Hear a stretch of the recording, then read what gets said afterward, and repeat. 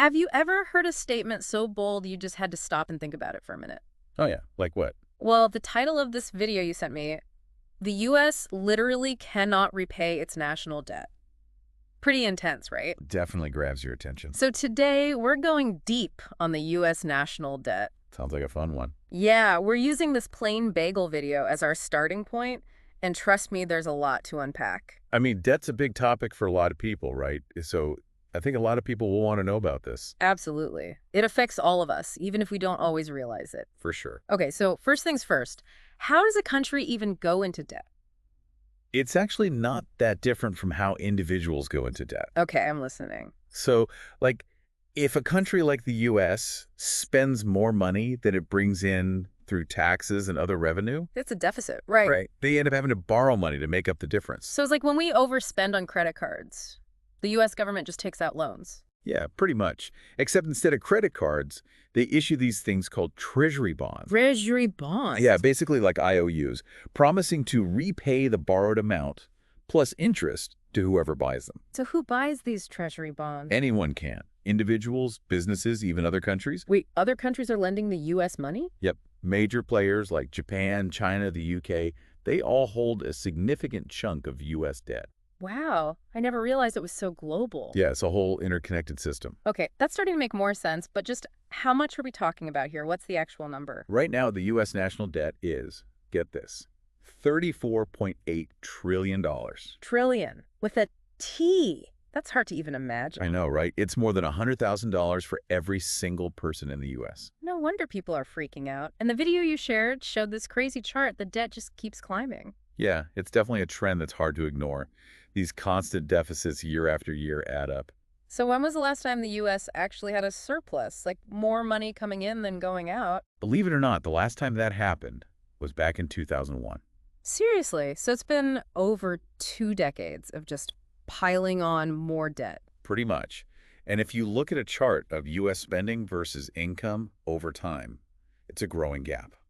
That can't be sustainable. So where does all this borrowed money even go? What does the U.S. spend it on? Okay, so the U.S. budget is super complicated, but most of the government's income comes from taxes. Makes sense. Individual income tax, Social Security, Medicare, corporate taxes, all that stuff. Right, so that's the income side. What about the expenses? Where's all the money going?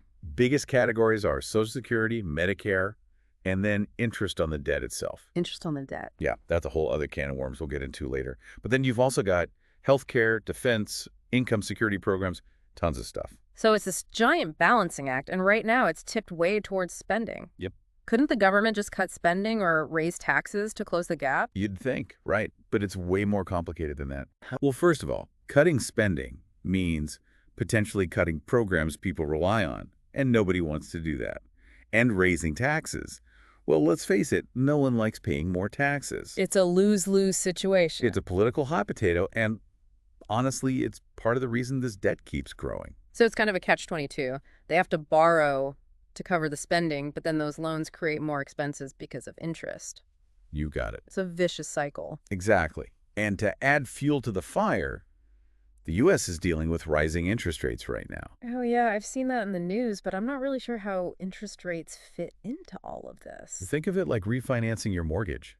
If you locked in a low interest rate a few years ago, but now rates have gone up, Right. and now you have to refinance, your monthly payments would be way higher because you're paying more in interest. Right, of course. Same thing happens with the U.S. debt. When older Treasury bonds mature, the government has to issue new bonds to replace them. But if interest rates are higher, those new bonds come with higher interest payments. So the government ends up paying more every year just to service the debt? Yep, exactly. Higher interest payments mean a bigger deficit, more borrowing, and even higher interest payments down the line. It's like a snowball effect. It's a serious concern. The Congressional Budget Office even predicts that by 2034, interest costs alone will eat up a 16th of all federal spending. A 16th. That's a huge chunk of change. So what are the options here? How does the U.S. get out of this mess? Well, some people talk about inflating away the debt. What does that even mean? I've heard that phrase thrown around, but I don't really get it. Okay, so imagine. Give me an analogy. Analogies always help. Okay, so let's say back in 1970 you had a $24,000 mortgage. That's a lot of money back then. Yeah, for sure. But compare that to housing prices today and people's salaries today. It'd be a drop in the bucket. That's because inflation has basically decreased the burden of that fixed rate debt over time. So the idea is that if the US dollar loses value, the debt seems smaller by comparison. That's the theory, yeah. The Federal Reserve, which is like the U.S. central bank, they could potentially speed up inflation by printing more money and buying government bonds. Hmm. And this could boost the economy and maybe make that debt burden seem smaller compared to a bigger, more productive economy. It sounds kind of risky. What's the catch? Well, a few things. First, remember all those foreign countries holding U.S. debt. Yeah. If the dollar loses value, they're going to be pretty upset. Right. They lent the money based on the dollar's current value. They wouldn't want to be paid back in cheaper dollars. Exactly. And maybe even more importantly, uncontrolled inflation can have some really bad consequences for everyone. Like what could go wrong with this whole inflated away strategy? Imagine everything getting super expensive, your savings losing their value, economic instability everywhere. Oh, that sounds terrible. We could see social unrest, shortages, even a total currency collapse. It's a pretty risky gamble. Yeah, that's not something I'd want to mess with. So if inflating the debt away is so dangerous, what's the alternative? Is there even a good solution here? Well, the alternative is, well, this is where it gets kind of tricky, responsible fiscal policy. Which basically means making tough choices. Exactly, about spending and taxes. Which, as we've already talked about, it's not exactly popular with, well, anyone, is it? No, it's definitely not a vote winner, is it? Yeah. No politician's going to be like, hey, everyone, let's cut this popular program, or time to pay more in taxes. Not if they want to get reelected. Yeah. But, the Plain Bagel video, they make a really good point.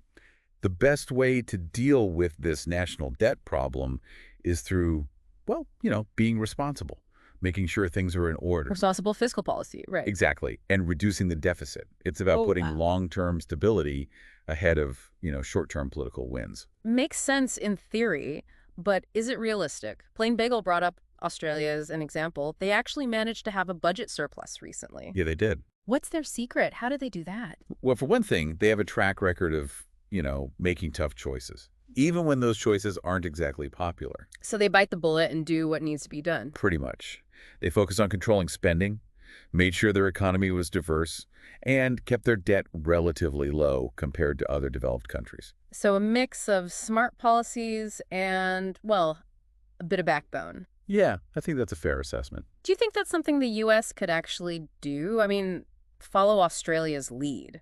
It's possible, but it would require a pretty big shift in, the political landscape. Right. The U.S. is a whole different beast, isn't it? Much bigger, more complex. And our political system, well, let's just say it's not exactly known for its efficiency. That's one way to put it. But so what happens if we just keep doing what we're doing? Just kicking the can down the road, letting the debt keep growing? What could that lead to? Well, one possibility, and hopefully we never see this, is a sovereign debt crisis. A sovereign debt crisis? What's that? It's basically when a country's debt gets so big that investors, the people lending the money, lose faith. They don't think they'll get paid back. Right.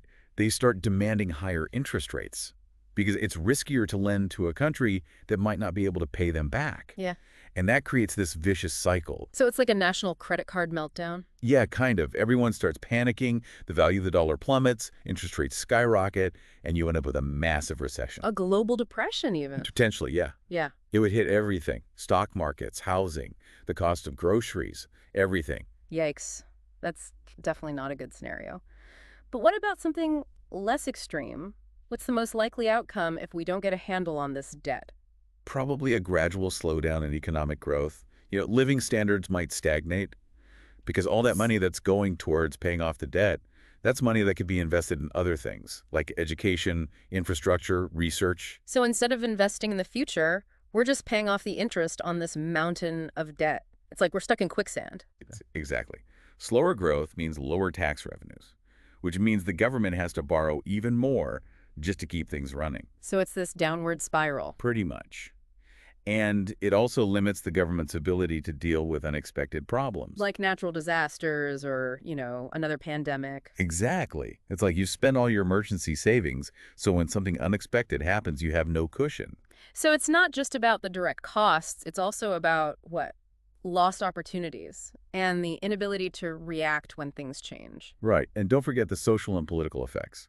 People get anxious. They lose trust in the government.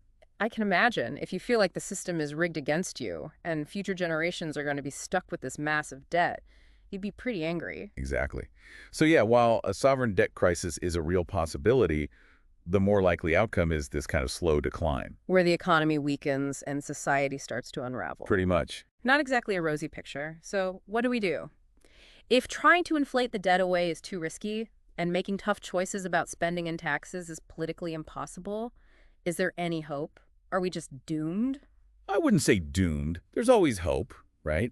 But it starts with recognizing the problem, talking about it honestly, and holding our elected officials accountable. So we need a real plan to reduce the deficit. Exactly. And it has to involve both spending cuts and revenue increases. Everyone has to share the responsibility. Again, that's a tough sell, isn't it? Especially in today's political climate. It is. But we can't just sit around waiting for someone else to fix it. We all have a part to play. So what can we do as individuals? Well, for starters, make sure your own finances are in order. Pay down debt, build up your savings, diversify your investments. So get our own house in order, even if the government can't seem to do the same. Right. And think about investing in things that hold their value when there's inflation. Like gold, real estate. Exactly. Just be prepared. And remember, knowledge is power. The more you understand about this whole debt situation, the better decisions you can make. And that's where the deep dive comes in. Exactly. But it's not just about understanding, it's about talking about it. With your friends, your family, even your elected officials. So don't just bury your head in the sand and wait for the economic apocalypse. Right. Get informed, get involved, get your finances sorted. Good advice. Even though this all seems pretty scary, it's not hopeless, right? Not at all. We've faced tough economic challenges before. We can get through this. I like that, a little bit of optimism. But before we get too carried away, let's think about what the future might hold. What could happen if this debt keeps piling up? Well, one thing that could happen, and it's not pretty, is something called a sovereign debt crisis. A sovereign debt crisis? That sounds intense. It is. It's basically when a country's debt gets so out of control. Out of control how? Well, so big that investors, the people in countries who lend the government money, they just lose confidence. They don't think they'll get paid back. Right. It just seems too risky. So they start demanding higher and higher interest rates. To compensate for the risk. Exactly. And that can create this, downward spiral. A vicious cycle. Yeah, exactly. So you can see a financial panic. The dollar could plummet in value. Interest rates would go through the roof. Sounds like a recipe for a major recession. Oh, for sure. Yeah. Maybe even a global depression. It would affect literally everything. Stock markets, housing, the price of, a loaf of bread. Yikes. Definitely don't want that to happen. Yeah. Okay, so that's the worst case scenario. What about something a little less, apocalyptic? What's the most likely thing to happen if we don't deal with this debt? Well, more likely is that economic growth slows down and living standards just sort of stagnate. We just stop getting better off. Basically, yeah. Because all that money that's going to pay off the debt, that's money that can't be used for other stuff. Like investments in education, infrastructure, research, all that. Exactly. So instead of, investing in the future, we're just treading water, paying off interest. It's like we're stuck on a hamster wheel, running and running, but going nowhere. That's a good way to put it. And this leads to a vicious cycle, too, right? Slower growth means lower tax revenue, which means the government has to borrow even more just to keep things going. It's like digging a deeper and deeper hole. And it makes it really hard to respond to unexpected things. Like another pandemic or a natural disaster. Right. It's like you've already spent all your emergency savings, so when something happens, you have nothing to fall back on. So it's not just about the money, it's about flexibility, resilience. Exactly. And, this all has social and political consequences, too. How so? Well, when a country is deeply in debt, people get anxious. They start to lose trust in the government. They feel like the system is rigged against them. Right. And that can lead to unrest, instability. People get scared. They get angry. Especially if they feel like the burden is being passed on to their kids, future generations. Yeah, exactly. So even if we avoid a full-blown crisis, this slow decline, this erosion of trust, that's a real danger, too. It's a pretty bleak picture. But you said there's always hope. So how do we fix it? What can we do? It starts with acknowledging the problem, having honest conversations about it, Yeah. and demanding better from our leaders. So we need a real plan to reduce the deficit. Yes, a long-term plan, not just a quick fix. And it has to involve both spending cuts and revenue increases. shared responsibility. That's a tough ask, isn't it? It is. But we can't just give up. We, the citizens, we have power. We can hold our leaders accountable. Vote for people who are serious about fixing this problem. Right. We can advocate for responsible policies, and we can make smart choices in our own lives, too, to build a more sustainable future. So even though this national debt thing can feel really overwhelming, it's ultimately a reflection of the choices we make. That's a good way to put it. It's complex, no easy answers, but if we understand it, if we talk about it, if we demand better, we can turn things around.